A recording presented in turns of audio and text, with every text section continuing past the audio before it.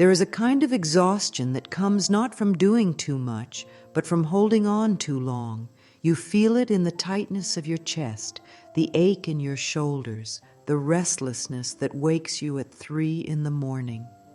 It is the weariness of gripping outcomes you cannot force, people you cannot change, versions of yourself that no longer fit.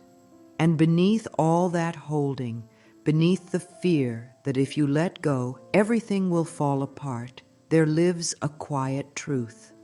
The very act of clinging is what creates the chaos.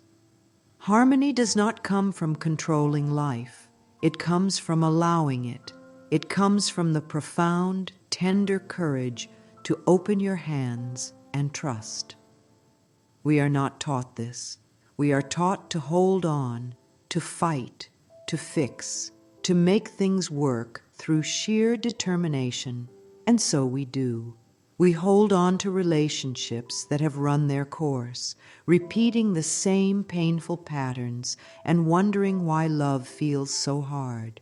We hold on to old wounds, replaying them like scratched records, convinced that our suffering proves something important. We hold on to identities that once served us but now feel like costumes we cannot take off. We hold on to the need to be right, to be understood, to be validated. We hold on to timelines and expectations, clutching our plans so tightly that we cannot see the gifts arriving in different packages. And all this holding, this white-knuckled insistence that life must look a certain way, it separates us from the very peace we are seeking. Why do we do this? Why do we grip so hard? It is not cruelty. It is not weakness. It is fear dressed up as devotion. Somewhere along the way, we learned that letting go means losing. That release equals abandonment. That if we stop controlling, everything will dissolve into chaos. We learned that our worth is tied to our ability to hold things together, to fix what is broken, to prove we are strong enough, to carry it all. And so we carry the weight of other people's emotions. We carry responsibility for outcomes we cannot control. We carry guilt, shame, resentment, and the desperate hope that if we just hold on a little longer, everything will finally click into place. But it does not click. It splinters, and we wonder why harmony feels so far away. The truth, and this is a truth worth breathing into, is that what we are holding is often not even ours to hold. We are gripping someone else's journey, trying to save them from lessons they need to learn. We are clutching onto a past that is already gone, as if our remembering can change what happened. We are clinging to futures we have imagined, forgetting that life is unfolding right now, in this moment, with or without our permission. And in all this holding, we lose touch with the present. We lose touch with the flow. We lose touch with the quiet intelligence that is always guiding us, if only we would soften enough to feel it. Your body knows this. Your body has been trying to tell you for a long time.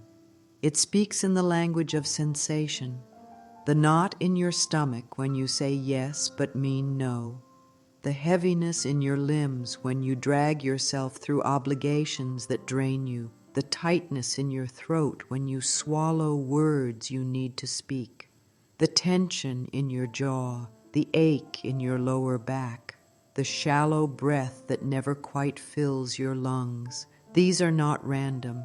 These are messengers. Your body holds what your mind refuses to release. Every unexpressed emotion, every swallowed truth, every moment you betrayed yourself to keep the peace, it all gets stored, tucked away in tissues and muscles in the quiet places you have learned to ignore. And over time, this accumulation becomes pain. It becomes illness. It becomes a body that feels like a battleground instead of a home. When you hold grief without letting it move, It settles in your chest, heavy and cold. When you suppress anger, it coils in your belly, burning and tight. When you carry guilt, it weighs down your shoulders, bending your spine. The body does not lie. It does not pretend. It simply reflects back to you what you have not yet been willing to feel, to acknowledge, to release.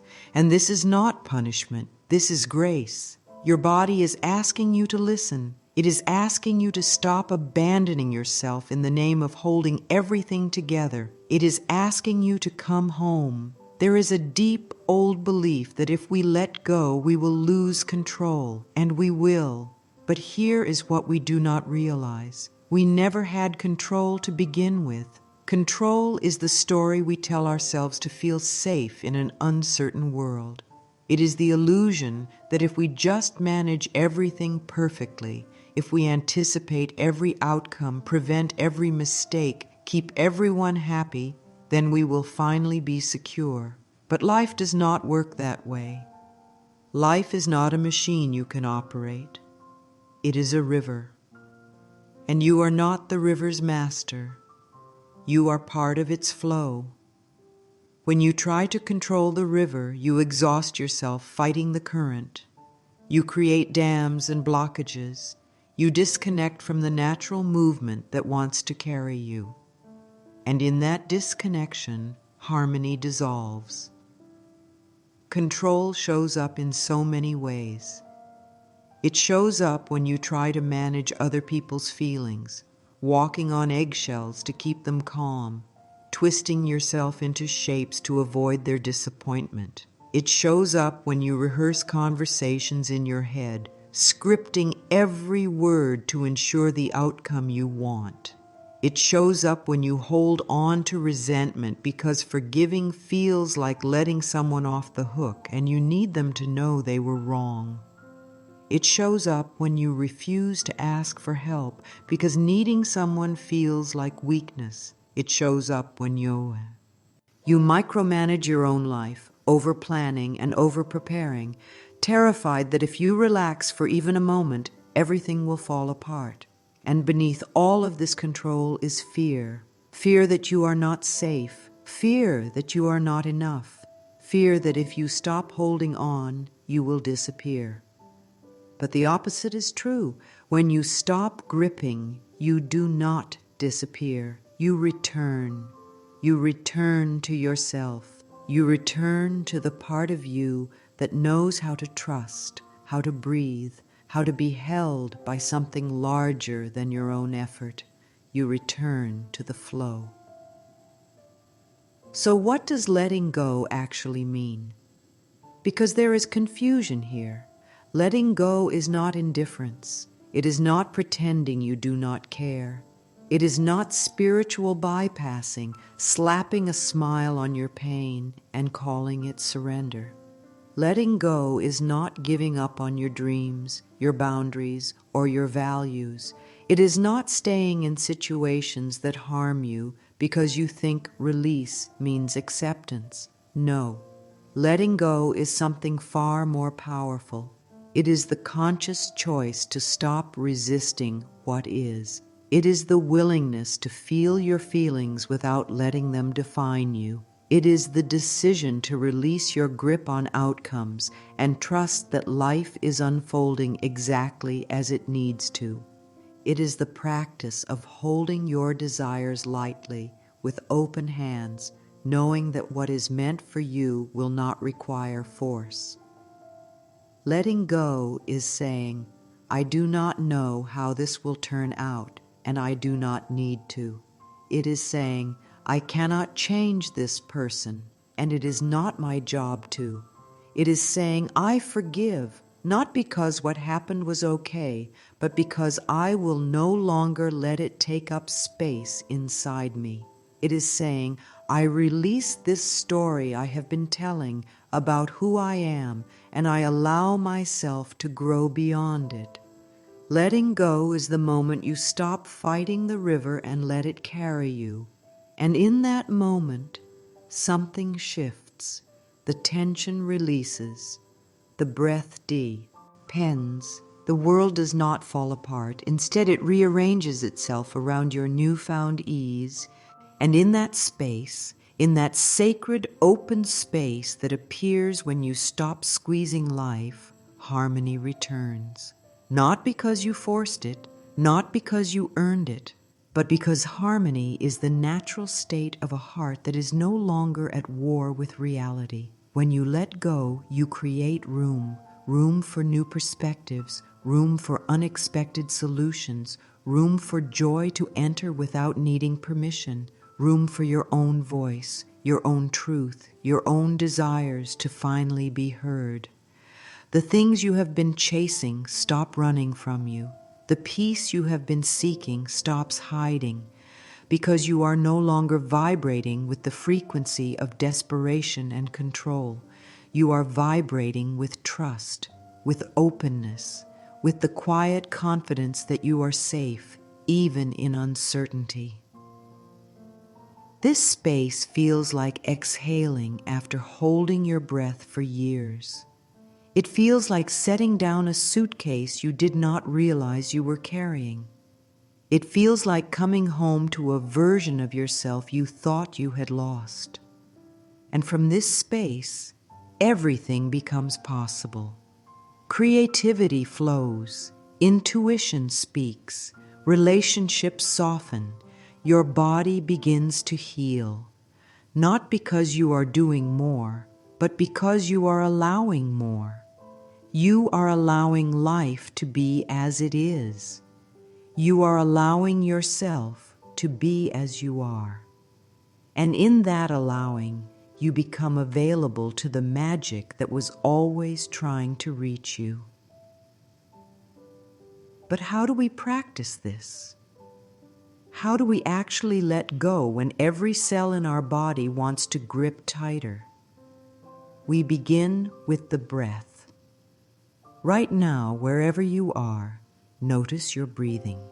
Is it shallow, held, tight in the upper chest?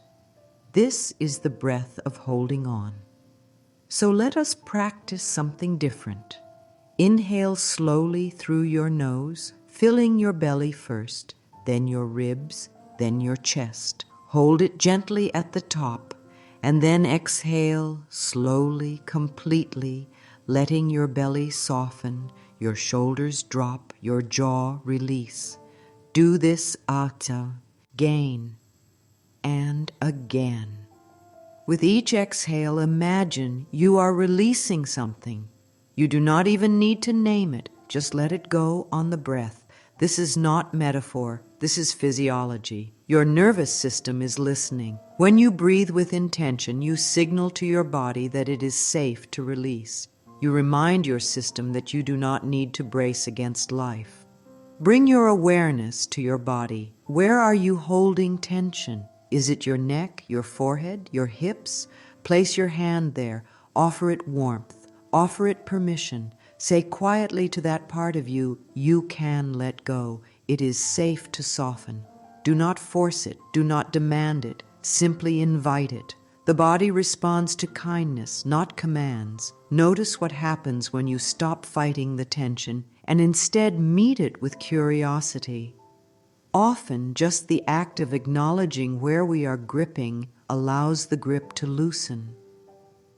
You can practice letting go with small things first. The traffic that makes you late, the comment that stung, the plan that changed. Notice your instinct to tighten, to complain, to resist, and then, gently, choose differently. Say to yourself, I let this be as it is. I trust that this moment is unfolding for my highest good, even if I cannot see how. You do not have to believe it fully. You simply have to be willing to try. And with each small release, you build trust. You teach yourself that letting go does not equal losing. It equals freedom. There are words that help. Words that remind you of the truth when your mind is spinning stories of disaster. Words that anchor you back into trust. You might say to yourself, I release what is no longer mine to carry. Feel that. Let your body respond to it. Or perhaps, I trust the timing of my life. Everything is unfolding in perfect order. Say it slowly. Let it land. Not as a lie you tell yourself, but as a truth you are willing to explore. I am safe, Evie. And when I do not have all the answers, breathe with that. Let your nervous system hear it. I forgive myself for holding on so long. I am learning, I am growing, I am free. These are not magic spells. They are invitations. Invitations to step into a different way of being, a way that does not depend on controlling outcomes or fixing everything. A way that trusts the process even when the process is uncomfortable. And the more you speak these truths to yourself, the more they become your reality. Not because you are pretending, but because you are aligning with what has always been true. You are held. You are guided. You are not alone in this. Life has its own rhythm, its own timing, its own wisdom, and that wisdom is vast, far beyond what your mind can comprehend. You plant a seed, and you do not stand over it demanding that it grow faster. You water it, you give it light, and then you trust. You trust the soil, you trust the season, you trust the seed to know what it is becoming. This is how life works. You do your part, you show up, you make the choice, you take the step, and then you let go. You let the universe, the divine, the intelligence of life itself handle the how and the when. This is not passivity, this is partnership. You are not abdicating responsibility. You are surrendering the illusion that you must carry it all alone. There is a rhythm to the tide. It comes in, it goes out. It does not ask your permission. It does not consult your timeline. It simply moves according to laws far older and wiser than any plan you could make. And you are part of that rhythm. Your life is part of that tide. There are seasons of expansion and seasons of release, seasons of building and seasons of letting fall away. When you resist the natural rhythm, when you try to hold on to summer in the middle of winter, when you try to force spring before the ground has thawed, you create suffering. But when you align with the rhythm, when you let yourself be carried by the tide, you find ease, you find flow, you find that harmony you have been seeking. And here is the profound truth that changes everything. Letting go does not mean you stop caring. It means you care enough to stop suffering. It means you love yourself enough to release what is hurting you. It means you honor your own peace as sacred.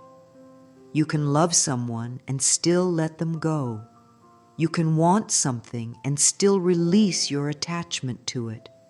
You can hold a vision for your life and still trust that if it does not unfold exactly as you planned, something even better is on its way. This is the paradox of letting go. It is not cold. It is not distant. It is the warmest, most loving thing you can do for yourself and for everyone around you. When you let go, you give others permission to be who they are. You stop trying to change them, fix them, save them. You release them from the prison of your expectations, and in doing so, you free yourself.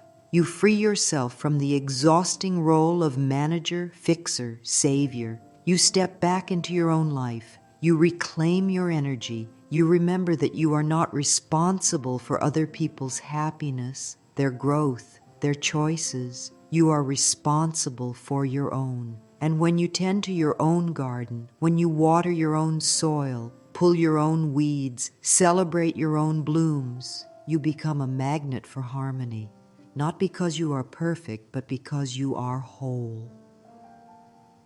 So many of us have been taught that holding on is loyalty, that enduring pain is strength, that if we just try harder, love more, give more, it will all work out. But strength is not endurance. Strength is knowing when to stop. Strength is saying, this is not mine to carry anymore.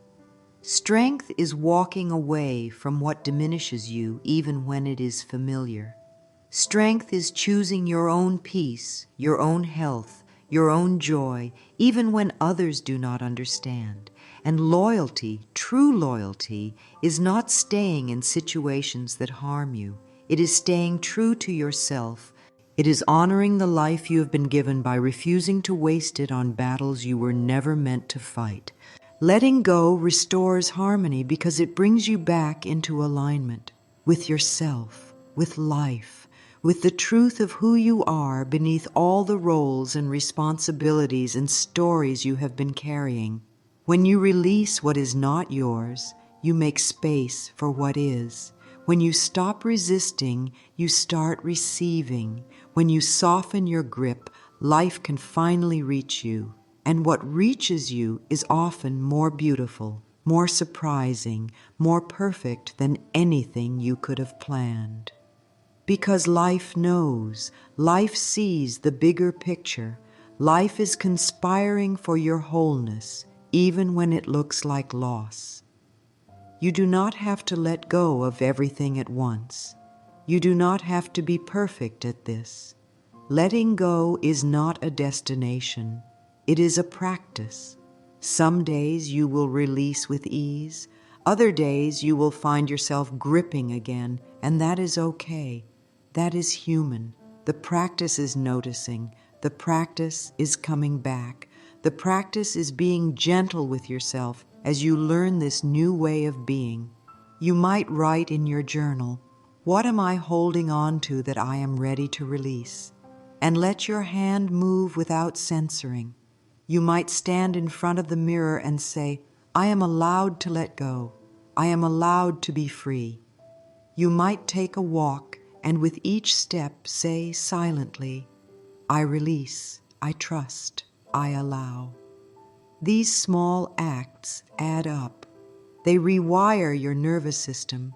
They teach your body and mind that it is safe to soften, that you do not have to brace against life, that you can meet each moment with openness instead of resistance. And over time, this becomes your new way of being, not because you are forcing it, but because you are allowing it.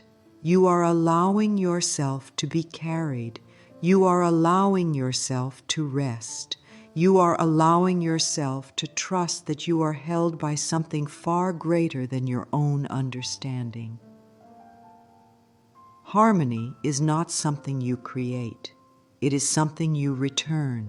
2, it is your natural state. It is what remains when you stop fighting, when you stop forcing, when you stop pretending you have to have it all figured out. Harmony is the hum of your own being when it is no longer drowned out by fear and control. It is the quiet knowing that you are enough, exactly as you are. It is the peace that comes from accepting life on life's terms, not yours.